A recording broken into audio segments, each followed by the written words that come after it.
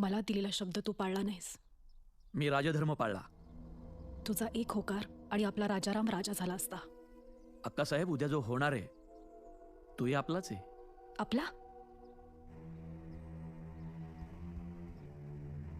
मग तुझा तो आपला मोगलांना जाऊन का मिळाला होता? हे कधीतरी तुम्ही सगळ्यांनी तुमच्या मनाला विचारा. वाघाच्या जबड्यात हात घालून त्याचे दात मोजणाऱ्या सिंहाच्या या स्वाभिमानी छाव्याला तुमच्या दरबारातल्या राजकारणाने सळोकी पळो करून सोडलं होतं. स्वाभिमानी? माझ्या राजारामाचा राज्याभिषेक होऊ नये म्हणून तुला हाताशी धरून राजकारण खेळणाऱ्याला तू स्वाभिमानी? बस बस अक्कासाहेब, आता शंभूराजांबद्दल मी एक शब्दही ऐकून नाही घेणार. आवाज खाली. तुझा खरा भाचा संभाजी नाही, राजाराम आहे. मग कधीतरी त्यांना जाऊन विचारा, ते सुद्धा सांगतील की या गादीचा खरा वारसदार मी नाही, माझे शंभूदादाच आहेत. लहान आहे तो, त्याला काय कळतं? त्यांना काही कळत नाही, याचाच तुम्ही फायदा घेताय. मला तर कधी कधी वाटतं राजाराम हे फक्त निमित्त आहे, खरं तर तुम्हाला राजमाता म्हणून मिरवायचं आहे. बस